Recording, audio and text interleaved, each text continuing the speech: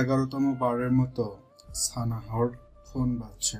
বিরক্ত হয়ে এবারও কেটে দিয়ে ব্লক করে দিল কলদাতার নাম্বার। তাতে বিশেষ লাভ হলো না। অন্য সিম দিয়ে ঠিকই কল আসলো মিনিট দুয়েক পরে। খুব মেজাজ নিয়ে এবার ফোনটা রিসিভ করলো Sanha. This is too much Ishan, তুই যেটা চাচ্ছিস সেটা কোনো কালেই সম্ভব না। Please try to understand, leave me alone. অপর পাশ থেকে হালকা হাসলো। অসম্ভব কিছু হতো না, তুই ব্যাপারটা খামাখা জটিল বানাচ্ছিস। জেদ করিস না, ভালো মেয়ে দেখে তোর বিয়ে দিয়ে দিব, পাত্রের অভাব হবে না তোর। আমি তোকে ভালোবাসি সানা। সানাহকে থামিয়ে ঈশান বলে ওঠে। সানাহ থমকে যায়, কল কেটে নিশ্চুপ কাঁদতে থাকে মুখ চেপে। ঈশান ফোনের দিকে তাকিয়ে দীর্ঘশ্বাস ছাড়ে। সবসময় সবাইকে পরামর্শ দিয়ে বেড়ানো মেয়েটা আজ নিজের জীবনের সিদ্ধান্ত নিতে দ্বিধা দ্বন্দ্বে ভুগছে। সারাদিন পরে এখন খেতে বসেছে সানাহা। চোখ মুখ ফুলে লাল হয়ে আছে, দেখেই বোঝা যাচ্ছে কেঁদেছে। লতিফা বেগম আর চোখে সানাহকে দেখে খাবার বেড়ে দিয়ে বলে, ছেলেটাকে মেনে নিলেই তো পারিস। সানাহ কোনো কথা না বলে ভাত খুঁড়তে লাগে। লতিফা বেগম আবারও বলে উঠলেন, জীবনটাকে একবার সুযোগ দে। আমি বললে তো মনে করবি তোর খারাপ চাচ্ছি। ছেলেটা ফোন করে করে মাথা খাচ্ছে। বেহুদা জেদ করছিস তুই। আমিও চাই তোর একটা নিজের মানুষ হোক, প্রাণ খুলে যার সাথে হাসতে পারবি, গোটা একটা জীবন কাটিয়ে দিতে পারবি। সানাহ কোনো উত্তর দেয়নি। পুরো দুনিয়া চায় ঈশান আর সানাহ এক হোক, কিন্তু সানাহ চায় না। সে শুধু ঈশানকে বন্ধু রূপেই জানতে চায়। ভার্সিটিতে তাদের ফ্রেন্ডশিপ দেখে সবার যেমন হিংসে হতো তেমন মুগ্ধ হতো। কেউ কেউ তো বলতো তাদের মধ্যে তলে তলে ইটিস পিটিস চলছে। কিন্তু সানা, ঈশান আর তাদের বন্ধু মহলের সবাই জানতো তারা কেবলই বেস্ট ফ্রেন্ড। বন্ধু মহলের সবাই তাদের ফ্রেন্ড হিসেবে মানল। সবসময় টিটকারি মেরে রোমিও জুলিয়েট বলতো ঠিকই। এও বলতো ছেলে মেয়ে কখনো বেস্ট ফ্রেন্ড হতে পারে না, তারা প্রেমে পড়বেই। তখন বিষয়টাকে ওরা হেসে উড়িয়ে দিলেও এখন সেই কথার মর্ম হাড়ে হাড়ে বুঝতে পারছে ঈশান। সে ভালোবেসে ফেলেছে সানাহকে, তবে সানাহ বারবার তার ভালোবাসা প্রত্যাখ্যান করেছে। সানাহ রেডি হচ্ছে, বন্ধুরা সবাই ডেকেছে। আগে শিওর হয়ে নিয়েছে ওখানে ঈশান আছে কিনা। ঈশান থাকলে যাবে না সে। ঈশান নেই, শিওর হয়েই রওনা দিয়েছে। রেস্টুরেন্টের রুফটপে সবাই বসে আছে। সানাহ আসতেই এক শট হই হই করে উঠল। বন্ধু মহলের প্রায় সবার বিয়ে হয়ে গিয়েছে, ঈশান আর সানাহ বাদেই। তুষার বলে উঠল, কি রে লাইলি, আসলি তাহলে শেষমেশ? সানাহ শুধু মলিন হাসল। আজ স্নেহার জন্মদিন, সেই উপলক্ষে সবাই এক হয়েছে বহুদিন পর। সানা স্নেহার দিকে গিফট এগিয়ে দিয়ে বলে, শুভ জন্মদিন দোস্ত, সুখে থাক সারা জীবন। স্নেহা হেসে বলে, মানুষের সুখ নিয়ে চিন্তা করতে করতে নিজের সুখের কথা ভুলে যাচ্ছিস তুই। সাইড থেকে হিমেল বলে, আমাদের সেনু হলো মানবতার ফেরিওয়ালা, বুঝলি তোরা? এক হাসির রোল পড়ে গেল কোনার টেবিলটায়। তুষার গিটারের টুংটাং সুর উঠালো, বোঝে না সে বোঝে না, বোঝে না সে বোঝে না। হঠাৎ ওই সুর থামিয়ে বলে ওঠে, কি রে মৌসুমী দেখি আইয়া পড়ছে মামা। তুষারের কথায় সবাই সেদিকে তাকায়। ঈশান আছে, মুখে চিরচেনা হাসি লেপ্টে আছে। সবাই আর চোখে এক পলক সানাহর দিকে তাকায়। সানাহর দৃষ্টি শান্ত। ঈশান এসে স্নেহার মাথায় গাঁটটা মেরে নেহালের পাশে বসে বলে, আমাকে ইনভাইট না করেই বার্থডে পার্টি করছিস তোরা? ভালো ভালো, এই বন্ধুত্ব তোদের। স্নেহা নাটকীয় ভঙ্গিতে বলে, নাটক কম করো প্রিয়। ঈশান একবারও সানাহর দিকে তাকায়নি। সে আপন মনে স্ট্র দিয়ে জুস খাচ্ছে, যা দেখে সানাহর অস্বস্তি হচ্ছে। সানাহর অস্বস্তি আরো বাড়িয়ে দিতে ঈশান বলে, জীবনটাই নাটকীয় হয়ে গেল রে ডার্লিং। তোরা সব বিয়ে করে আন্ডা বাচ্চা ফুটিয়ে বসে আছিস, আমি সারাদিন দিন বোরাই হচ্ছি। কই ধরে ধরে বিয়ে দিবি, তা না করে এই বয়সে জন্মদিন মানাচ্ছিস। ঈশানের খোঁচা মারা কথা সবাই বুঝলেও নেহাল ঈশানের মাথায় চাটি মেরে বলে, চলো, ভালো হইতে পয়সা লাগে না, সময় থাকতে সূত্রে যাবো। আচ্ছা, সানাহ উঠে দাঁড়ালো। Guys, I have to go. তোরা এনজয় কর। আরে পার্টি শুরুই হলো না, কই দৌড়াচ্ছিস? সানাহ জবাব দিল না সানাহার কথায়। সে হন্তদন্ত হয়ে বেরিয়ে যায় রেস্টুরেন্ট থেকে। পিছে পিছে ঈশানও যায়। হিমেল হেসে বলে, দুটো তো এর মানুষ হলো না। জানো দাঁড়া, প্লিজ, যেন কথা আছে আমার তোর সাথে। দাঁড়াতে বলছিস যেন, না হলে খুব খারাপ হয়ে যাবে। সানাহ দাঁড়ায় না, সে জোরে জোরে হাঁটতে থাকে। ঈশান দৌড়ে যেয়ে সানাহর হাত চেপে ধরে। দাঁড়াতে বললাম না আমি, এড়িয়ে যাচ্ছিস কেন? সানাহ হাত ছাড়ানোর চেষ্টা করে বলে, তুই দাঁড়াতে বললেই আমি বাধ্য নই। আর দেখছিস ইগনোর করছি, তবু ছ্যাঁচড়ার মতো পিছনে ঘুরছিস কেন? হাত ছাড় আমার। ঈশান আহত চোখে তাকায় সানাহর দিকে, হাত ছেড়ে দিয়ে বলে, চলে গিয়ে নিয়ে আসি তোকে। একা এসেছি যেহেতু একা যেতেও পারবো। ঈশান তবুও সানাহর পিছন পিছন হাঁটতে থাকে। সানাহ কয়েকবার পিছে ফিরে চোখ রাঙিয়ে তাকিয়েছে, তবুও ঈশান বাড়ি পর্যন্ত পৌঁছে দিয়ে গিয়েছে। লতিফা বেগম বেশ কয়েকবার বসতে বলেছে। ঈশান অন্য একদিন আসবে বলে চলে এসেছে। 3 দিন কেটে গেছে। এর মধ্যে ঈশান একবারও কল করেনি, বাসার নিচেও আসেনি। মূল কথা, সানাহকে ডিস্টার্ব করেনি। ব্যাপারটা সানার জন্য স্বস্তির হলেও সানাহ স্বস্তি পাচ্ছে না। হঠাৎ ছেলেটা কল যোগাযোগ বন্ধ করে কেন দিল?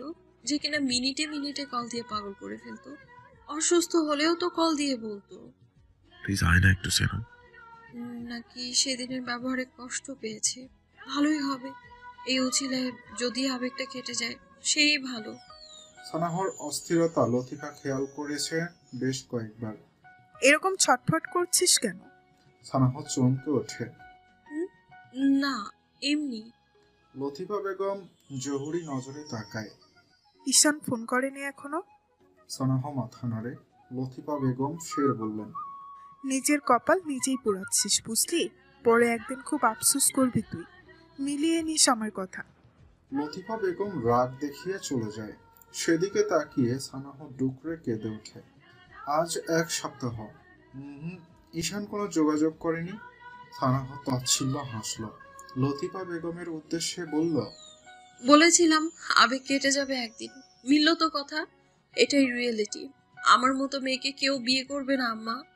লতিফার মুখ থমথমে। সে যা পরিকল্পনা করেছে তা যদি না হয়। লতিফা কোনো জবাব দিল না। সে তার চিন্তায় আছে। মেয়েটার ভালো কিছু হোক এটাই চায় উনি মনে প্রাণে। মেধার রুমের সামনে দিয়ে যাওয়ার সময় ফিস ফিস কথার শব্দ শুনে সানাহ থামে। মেধার রুমে ঢোকে। সানাহকে দেখে মেধা ফোন বালিশের নিচে লুকিয়ে ফেলে মুখে মেকি হাসি দেয়। সানাহ সরু চোখে তাকিয়ে বলে, কার সাথে ফুসু ফুসু করছিলি বোন? মেধা মিথ্যা হাসার চেষ্টা করে বলে, কই না তো, আমি তো গান গাচ্ছিলাম আপু। তুই প্রেম করিস? হুট করেই প্রশ্ন করে বসে সানাহ। মেধা আমতা আমতা করছে। আপুকে সত্যি বলবো নাকি মাকে যদি বলে দেয় তখন?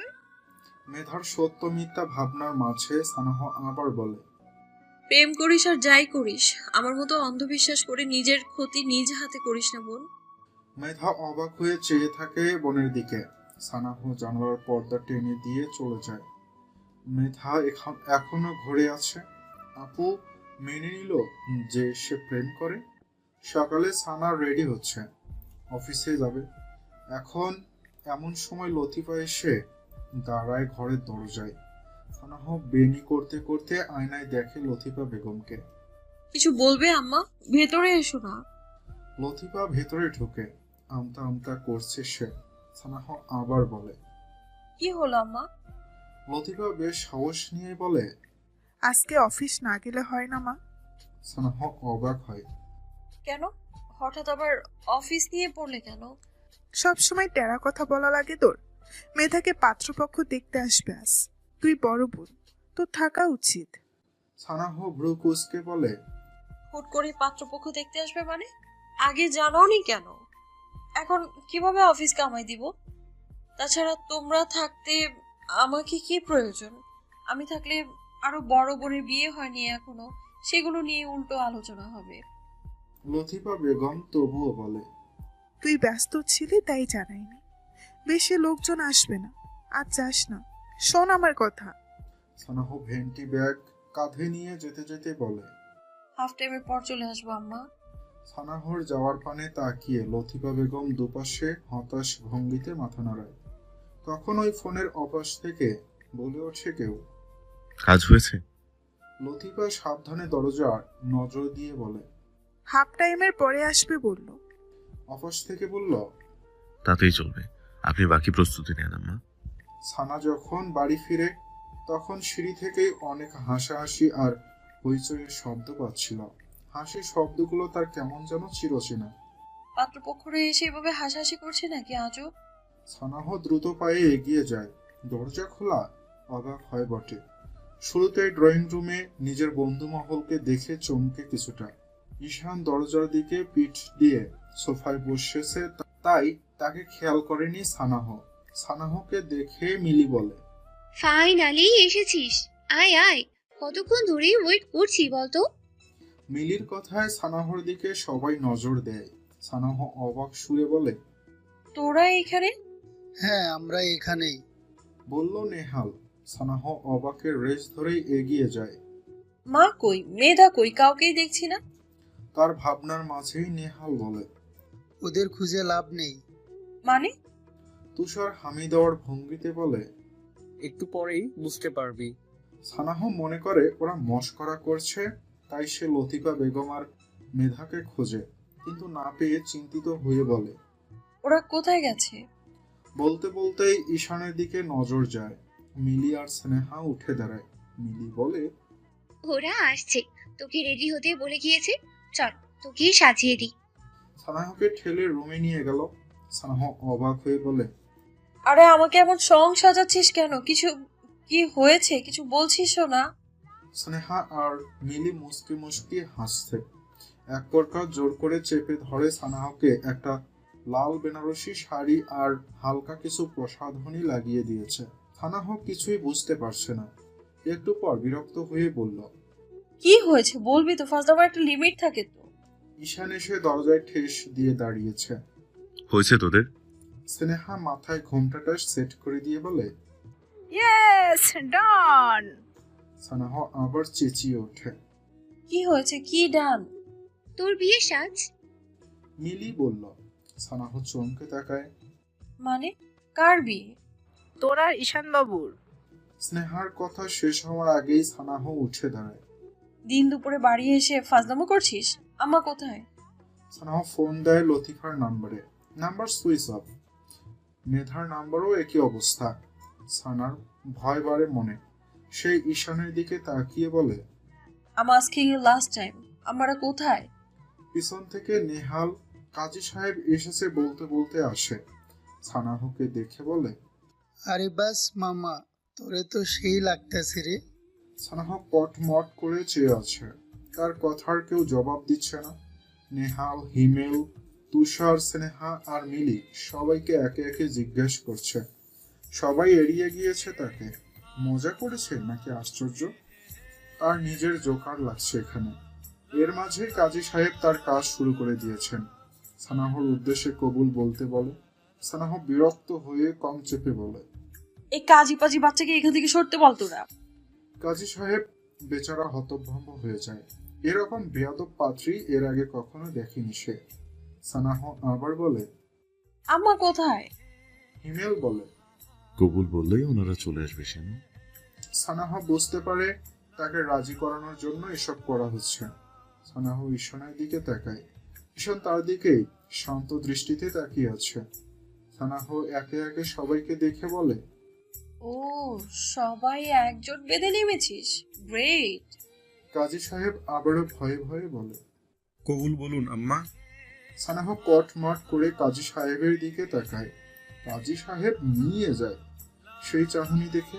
স্নেহা বলে, সানা, এবার বেশি বেশি করছিস কিন্তু তুই। আমি বেশি বেশি করছি? কি পেয়েছিস কি তোরা আমায়? আমার লাইফের সিদ্ধান্ত নিয়ে তোরা কে? দুদণ্ড শান্তিতে থাকতে দিচ্ছিস না তোরা আমায়। এখন কি জোর করে বিয়ে দিবি? আমার লাশ যাবে, তবু এই বিয়েটা হবে না, শুনে রাখ তোরা। চেঁচিয়ে ওঠে সানাহ। তুষার সানাহর মাথায় হাত বুলিয়ে বলে, চিল্লাস না, শান্ত হো, বিয়ে করে নে মামা, আই সোয়ার। অনেক ভালো থাকবে জীবনে। তুষারের হাত সরিয়ে দেয় সানাহ। আমার ভালো থাকা না থাকা তোরা ডিসাইড করবি। আমি আগেও বলেছি, এখনো বলছি, বিয়ে করব না আমি। নেহাল একটা দীর্ঘশ্বাস ফেলে উঠে দাঁড়ায়। সানাহর মুখের সামনে নিজের ফোনটা ধরে, যেখানে দেখা যাচ্ছে মেধা আর লতিফা বেগমকে চেয়ারে বেঁধে রাখা হয়েছে, মুখটা পর্যন্ত বাঁধা। সানাহ জমে গেল যেন। অবিশ্বাস্য চোখে ঈশান আর বাকিদের দিকে তাকায়। অস্ফুট স্বরে বলে, তোরা আমার বন্ধু ছিলি? কবুল বলে দিয়ে শেনু। বলল মিলি। সানাহ তাচ্ছিল্য হাসে। শেষ ভরসা তুষারের দিকে তাকায়। তুষার নিজের দৃষ্টি লুকাতে ব্যস্ত। সানাহ কান্না পাচ্ছে। সে চাইলেই বিয়েটা করতে পারে, তবে বিয়ের পর এই ছেলেটার মুখের দিকে তাকালেই সে অপরাধ বোধে ভুগবে প্রতিনিয়ত। তার শরীরে যে কলঙ্ক লেগে আছে। সানাহ কান্না চেপে বলে, এমন করিস না তোরা, দোহাই। ফোনের অপাশ থেকে লতিফের কান্নার শব্দ শোনা যাচ্ছে। মারে, কবুল বলে দে, মেধার জীবনটা শেষ করে দিস না। লতিফার কথা যেন কাজে লাগলো। তাই তো, নিজের সাথে যা হয়েছে মেধার সাথে তা তো হতে দিতে পারে না। সানাহ ঈশানের দিকে তাকায় শেষবারের মতো। সানাহর ঘৃণা হচ্ছে সবার ওপর। সে বলে, ওদের বিশ্বাস করতাম খুব। এই জঘন্য খেলাটা না খেললেও পারতি। আজ থেকে আমার কোনো বন্ধু ছিল, সেটাই ভুলে যাব আমি। সবার চোখে মুখে অপরাধ বোধ দেখা গেল, কিন্তু এছাড়া তাদের কিছুই করার ছিল না। আলহামদুলিল্লাহ, কবুল। সবাইকে চমকে দিয়ে সানাহ কবুল বলে। এরপর ঈশান নিজেও বলল, আলহামদুলিল্লাহ, কবুল কবুল কবুল। ব্যাস, হয়ে গেল বিয়ে। রেজিস্ট্রি পেপারে সাইন করে দিয়ে বলল, আমার বোনকে সুস্থ সবল ভাবে চাই আমি। নেহাল কাউকে কল করে কিছু বলতেই 15 মিনিটের মাথায় লতিফা বেগম আর মেধা হাজির। লতিফার মুখে হাসি লেপ্টে আছে। মেধা এসেই সানাহকে জড়িয়ে ধরে বলল, ফাইনালি আপু বিয়েটা করলে তুমি, কনগ্রেস আপু। সানহা অবাক হলো। লতিফা বেগম এসে মাথায় হাত বুলিয়ে দিয়ে বলল, খুব সুখে থাক মা। সানাহ এবার দুয়ে দুয়ে 4 মেলালো। এসব তোমাদের প্রি প্ল্যান ছিল আম্মা? তুষার মিষ্টি মুখে পুড়তে পুড়তে বলল, আমরা এতটাও ভালো নেই। রাগে অভিমানে সানাহ ধপ করে বসে পড়ে, কেঁদে ওঠে। লতিফা বেগম জামাই আপ্যায়নে ব্যস্ত হয়ে যায়। সানাহ উঠে যায় নিজের ঘরে। সবাই ঠকিয়েছে তাকে, মানবে না এই বিয়ে সে। সারাদিন সানা ঘর থেকে বেরোয়নি। রাতের টিকিট কেটে নিয়েছে ঈশান। 9:45-এ ঢাকার ট্রেন। লতিফা সানাহর দরজায় টোকা দেয়। অনেক হয়েছে মা, এবার অন্তত দরজাটা খোল। সানাহ ভেবেছে সবাই চলে গিয়েছে, তাই দরজা খুলে দেয় সে। লতিফা হুড়মুড়িয়ে ঢুকে বলে, চেহারার কি হাল করেছিস কেটে কুটে? দেখে নে, এই শাড়িটা পরে নে। সানাহর মেজাজ চড়ল। এখন এই ভর সন্ধ্যায় কোনো তামাশা শুরু করতে এসেছো বলো তো? শাড়ি পরবো মানে? লতিফা অবাক হওয়ার ভঙ্গিতে বলে, সে কি কথা, তোর স্বামীর বাড়িতে যেতে হবে না? মানি না আমি এই বিয়ে, ছলনা করে ঠকিয়েছো সবাই আমায়। লতিফা মেয়েকে আগলে ধরে বলে, এসব অলক্ষণে কথা বলে না মা। বিয়ে হয়েই গেছে যেহেতু জেদ করিস না আর, দোহাই লাগে। আয়, আমি পরিয়ে দিচ্ছি শাড়ি। সানাহ হুট করে বলে বসল, সারা জীবন যা করতে পারোনি, আজ তা পুষিয়ে দিলে। আমার মা হলে এভাবে ঠকাতে পারতে বুঝি? লতিফার হাত থেমে যায়, দু চোখ ভরে ওঠে তার। এই চিনলি আমায়? আমি ব্যর্থ রে তাহলে, তোর বাবার কথাটা রাখতে পারলাম না, যোগ্য মা হতে পারিনি আমি। আমায় ক্ষমা করে দিস তুই। ঈশানকে আমি বুঝিয়ে বলছি, চলে যাকো, তুই তোর মতো থাক মা। আমি বড্ড অধিকার ভুলিয়েছি, মা শাস্তি গিয়েছিলাম, ভুলেই বসেছিলাম আমি যে সৎমা। সতই হয়, সৎমা যাই করুক না কেন, এরা কখনো আপন হতে পারে না। লতিফা চলে যেতে নেয়। সানা বুঝতে পারে সে কি বলে ফেলেছে। সানাহ দৌড়ে গিয়ে লতিফার হাত ধরে বলে, আমি যাব আম্মা, আমি যাব, শাড়ি পরিয়ে দাও আমায়। বিদায়ের সময় সানাহ লতিফা বেগমকে জড়িয়ে ধরে খুব কাঁদে। আমার মাফ করে দিয়েছো তো আম্মা? লতিফা শাড়ির আঁচলে চোখ মুখ মুছে বলে, বোকামি, মাফ কেন করব? তুই কোনো ভুল করিসনি। যা সাবধানে, মন দিয়ে স্বামীর সংসার করবি কেমন? মেধাকে জড়িয়ে ধরলে কাঁদলো কিছুক্ষণ। অবশেষে মাথায় হাত বুলিয়ে দিয়ে বলল, সাবধানে